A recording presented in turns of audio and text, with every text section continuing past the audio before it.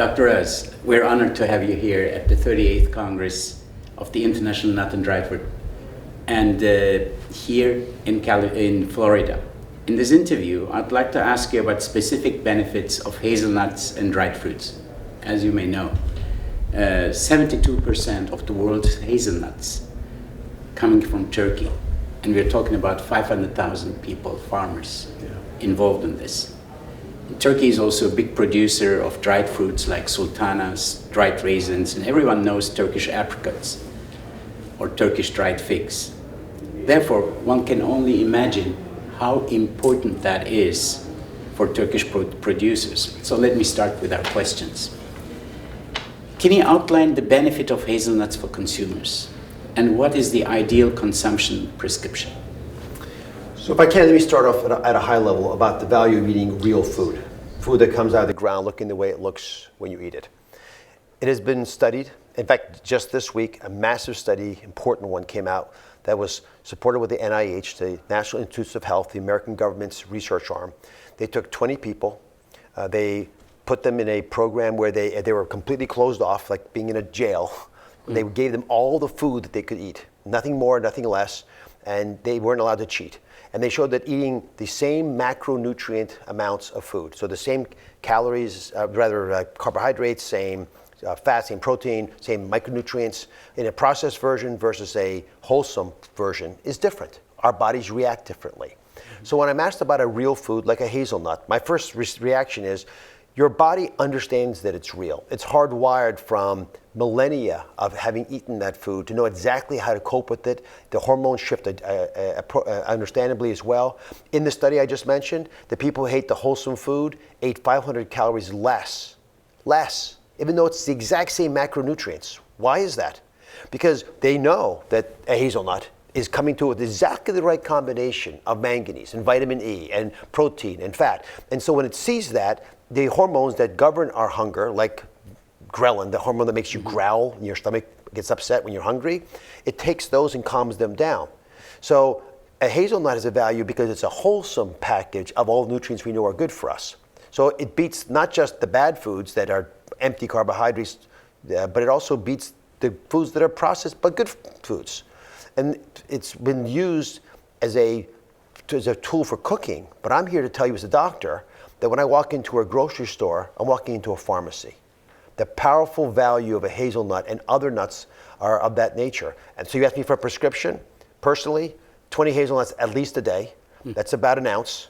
And I think the value has been studied in that setting in different studies as well. Yeah. So it's something easy to put into your diet. You'll get most of the manganese that you need during the day. That's what the governments generally tell us to have as an important cofactor that's important for diabetes and other ailments as well. So you could take a pill, but I'd pick the hazelnut. Thank you. And we all know that hazelnuts contain 60% fat, oil. But the fatty acids composition is very, very close to the ones of the olive oil. So since that is the case, can we presume that hazelnuts provide the same health and the benefits of olives and oil? I would expect hazelnuts to have a similar benefit as olive oil. It has not been proven, although that work is starting now. But the omega-9 and omega-6 compositions are significant. Neither one has a lot of omega-3s. Walnuts, for example, have omega-3s, but you can get a mixture of nuts and get all your fats if you desire. But I love hazelnuts because they really do mimic what olive oil offers, very small amounts of saturated fats. And so you would expect over time that the data that shows that olive oil has a health benefit should also be demonstrated to be beneficial for hazelnuts. Cool. And we all ride on the way that in 2003, the FDA approved a health claim that linked nut consumption, there were 3 nuts mentioned, including the hazels, to a reduced risk of heart disease. And what do you think of a heart surgeon in this? As a heart surgeon especially, but as a human being, I'm just fascinated that we could actually prove, because it's hard to do this, to prove that nuts can be beneficial for something as important as heart disease, the #1 killer of all humans. And I think there's several reasons why it's probably true. The manganese levels are so high that it satisfies your daily requirement. Magnesium is also deficient in probably 2/3 of all Americans and people around the Western world. So to be able to get some magnesium into your diet helps. The protein content is high. Then we know that fiber is important for helping management of cholesterol levels, and there's fiber in hazelnuts. But interestingly, it's specifically LDL cholesterol, the lousy cholesterol, is reduced with hazelnuts. So if I were to punch a hole in this wall, I'd have to fix that hole. And to do that, I'd have to use plaster. The body's plaster is called cholesterol. If I make lousy LDL cholesterol, I make cheap spackling that falls out of the hole, so it makes new holes. Yeah. So by allowing us to make higher quality, healthy cholesterol that can perfectly fix any holes, you allow, because of foods like hazelnuts, the body to do what it wants to do. Fix cracks when they happen so they don't cause future problems. And there's been a dramatic increase in vegans all over. What kind of health benefits can the daily consumption of nuts, hazelnuts, or hazelnut products like hazelnut milks provide vegans? Well, vegan movements have been slowly gaining steam, but this past year really sped up. And almost 10% of the US population wants to be vegan or thinks they are, or they're almost there. And I'm not going to push people to become vegans, but I'm telling you right here, vegans are generally healthier. It's better for the human body. It's better for the human planet, because we really can't afford to be consuming as much of processed products as we currently are. And the vegan diet sometimes gets a little tedious appearing, so you need exotic flavors to spice it up. So the ability to take foods that naturally have a unique flavor, and I think hazelnuts are a great example of that, allow you to make equivalents of butters and milks, but also added as seasoning to different foods so that it tends to take on a more of umami taste, a taste that people crave when they eat meat. Because the average person wants to eat food that's fun. Otherwise, life just seems like it's longer. It's not actually any longer. Yeah. And so hazelnuts allow us to benefit from a vegan diet, but still enjoy the taste factor. And there is a research we heard that the high concentration of antioxidant compounds, vitamin E and manganese, what you said, in hazelnuts, may help decrease also certain risk of cancers. Are there any real studies on that? There are several published studies looking at nut consumption and cancer rates. But in addition, with hazelnuts, you have the benefit of vitamin E, which has been well studied in helping people who have cancer. And here's the thing with cancer. We all have cancer right now. Anyone who can hear my voice, if you're watching us right now, you have cancer cells. Thankfully, your body's going to find those cancer cells and your immune system will kill them. So the question isn't, are you going to develop cancer, but can you do things that make sure your body's smart enough to catch them? Vitamin E is one of those cofactors that's really important for that process.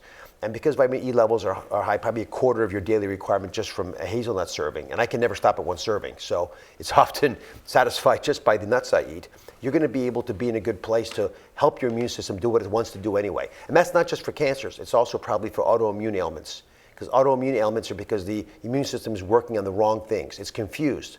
So it's not attacking the cancer cells, it's attacking your own cells by mistake. Talking about an interesting product here. Well, the results of a study published in the Journal of Clinic Nutrition Research in 2015 found that both copper and manganese intake were shown to have positive effects on lowering blood pressure in 640 participants. And it is known that manganese is a star mineral in hazelnuts too. So do you think that consuming hazelnuts can be also beneficiary for the cardiovascular system, which you... I do believe that, but this is specifically in hypertension, which is the #1 ager of all. There's a test called the Real Age test, which is, probably 40 million Americans have taken this test, many more if you count in other countries. The Real Age test tells you how old your body is. Of all the things that age us, hypertension is #1. And the fact that we have mineral deficiencies, magnesium, manganese, and others, that might be linked to high blood pressure is concerning to me. And so if you can get it through a nut, which is, again, humans traveled across plains, they carried pouches of nuts with them because it was boluses of nutrients, rich energy they needed. We're supposed to be eating these kinds of foods, and we give them up at our own peril. And can hazelnuts also fight obesity, or what about diabetes? One of the fascinating things about nuts is they're wrongly maligned as causing obesity. And I've always been shocked by this because yes, nuts have fats in them, but they have healthy fats. More importantly, they have nutrients in them, right? So nuts 60% fat, hazelnut, for example, but it has so many nutrients that the brain says, oh my goodness, you gave me everything I need. So I don't actually have to do anything else, but just finish the last thing I'm chewing and I won't eat any more food. And that's why every single study ever done that I know of has shown that eating nuts, like hazelnuts, are associated with the reduction of weight gain. So, example, 375,000 people reported on nut consumption. And they, at the end of this survey, at 5 years, they followed these same people. The average person gained weight, because most of us gain weight over time. But the people who ate the most amount of nuts didn't. People who ate the least amount of nuts gained the most weight. So nuts ought to be part of your daily routine. I never leave home without nuts in my pocket. I don't think anyone ever should. Find different ways of enjoying them. But the beautiful part about nuts, they're easy to cart around. So you can put them in your pocket, you go where you're going, and if you get hungry, throw a couple in your mouth. You don't have to go foraging for vending machines or cheap food restaurants because you're hungry. Control your destiny. And here's the big story, Junaid, I think. If you can control your body, you can change the world outside of it. Why wouldn't you? If you can take foods into your life that you know provide life-sustaining, life-saving nourishment, and I would put hazelnuts in that category, but some of the dried fruits and actually vegetables too. They bring life force from the earth to our bodies. We have to eat more of them. And when you see examples that have an exotic flavor or a taste that spice up the mix, you should be doing that. Dr. Oz, you should tell, there are still some nutritions out. They say it's making you fat. I mean, they still didn't get your message. It's not my message. It's the research message. Yeah. Find one study that shows that nuts cause weight gain. While you're at it, look for any data showing that nuts cause diverticulitis, holes in your intestines. There aren't any. It's never happened. The nuts that we eat give us fiber. The fiber makes our stool firmer. That firm stool passes through our intestines without getting caught up in little nooks and crannies, so we can actually reduce diverticulitis. But you definitely don't get pieces of nuts stuck in a hole. I understand why it might make sense. That's not what happens. You chew it up, it becomes a paste. It will never get stuck in a diverticuli. I believe that the nut and dry fruit industry has an opportunity, but an obligation as well. Smart people, hardworking people, farmers cultivating the land. It's the soul of what we are as a species that we can do this. And many of these ancient crops first originated in Turkey. And so there's a great pride that I take in talking about these.